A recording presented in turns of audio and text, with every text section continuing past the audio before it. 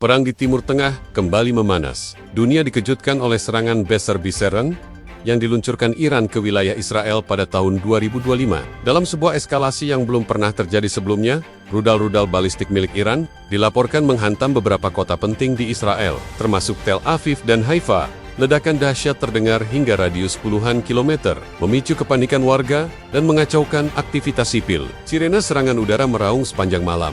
Sementara sistem pertahanan Iron Dome Israel berusaha menangkis serangan demi serangan. Namun jumlah rudal yang diluncurkan secara serentak membuat beberapa rudal berhasil lolos dan menghantam fasilitas strategis militer, pembangkit listrik, bahkan kawasan permukiman sipil menjadi korban. Pemerintah Israel segera menetapkan status siaga nasional dan menggelar rapat darurat.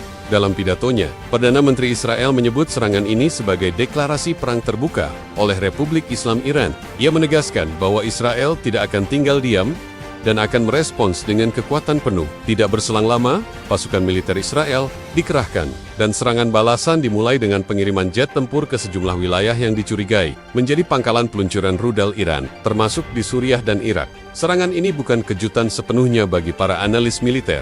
Ketegangan antara Iran dan Israel telah meningkat drastis selama beberapa bulan terakhir, dipicu oleh serangkaian insiden seperti pembunuhan jenderal Iran, sabotase fasilitas nuklir, dan serangan terhadap kapal-kapal tanker. Namun yang membedakan, kali ini adalah skala dan keterbukaan serangan yang dilakukan Iran langsung ke jantung wilayah Israel. Ini menjadi pertama kalinya sejak lama Iran secara terang-terangan meluncurkan serangan langsung, tanpa melalui kelompok proksi seperti Hizbullah atau milisi Syiah di kawasan. Serangan ini menyebabkan kerusakan parah. Beberapa distrik di Tel Aviv dilaporkan mengalami pemadaman listrik. Rumah sakit dipenuhi korban luka, sementara tim penyelamat bekerja tanpa henti mengevakuasi warga dari reruntuhan bangunan. Di sisi lain, Iran menyatakan bahwa serangan tersebut merupakan tindakan balasan yang sah atas rangkaian operasi rahasia yang dilakukan Israel dalam beberapa tahun terakhir, termasuk serangan terhadap ilmuwan nuklir Iran, serta pengeboman sejumlah pangkalan milisi yang didukung Iran di luar negeri. Pemimpin tertinggi Iran dalam pidatonya menyatakan bahwa Iran tidak mencari perang, tetapi tidak akan ragu membela martabat dan kedaulatan negaranya. Dunia internasional pun dibuat geger. Amerika Serikat langsung menyatakan dukungan total terhadap Israel dan memperingatkan Iran untuk menghentikan provokasi lebih lanjut. Armada militer Amerika di Laut Mediterania dikerahkan untuk memperkuat pertahanan Israel. Sementara itu, Rusia dan China mendesak kedua pihak untuk menahan diri, namun belum mengambil langkah konkret. Dewan Keamanan PBB segera mengadakan pertemuan darurat, namun belum menghasilkan resolusi akibat perbedaan kepentingan di antara negara-negara anggota tetap. Banyak negara di Eropa mendesak gencatan senjata segera dan meminta semua pihak kembali ke meja diplomasi. Namun hingga saat ini, gempuran militer dari kedua belah pihak masih terus berlangsung.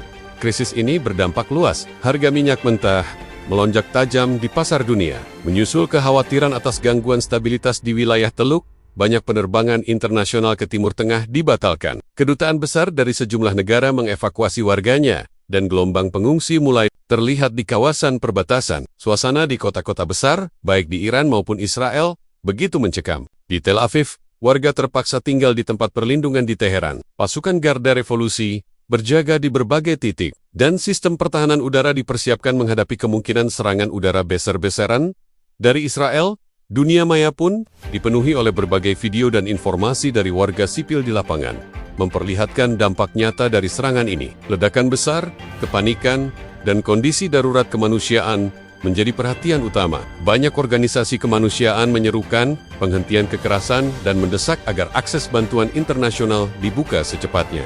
Para analis memperingatkan bahwa jika konflik ini tidak segera diredam, maka potensi keterlibatan negara-negara lain di kawasan akan semakin besar. Lebanon, Suriah, bahkan Arab Saudi berpotensi terseret dalam pusaran konflik, baik secara langsung maupun melalui aliansi politik dan militer. Situasi ini mengancam kestabilan regional secara keseluruhan. Hingga kini, belum ada tanda-tanda deeskalasi.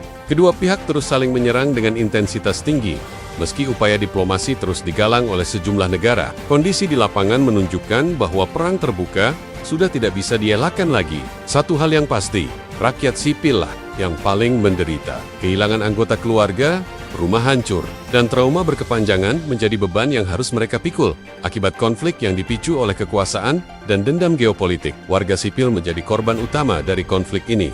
Di kedua negara, kehidupan berubah dalam hitungan jam, sekolah ditutup, layanan publik lumpuh, dan suasana mencekam menyelimuti hampir seluruh kota. Banyak keluarga terpisah, banyak anak-anak yang harus tidur di tempat perlindungan bawah tanah. Serangan rudal ini menjadi peristiwa paling menegangkan dalam sejarah konflik Israel dan Iran, dan sampai saat ini, belum ada tanda deeskalasi.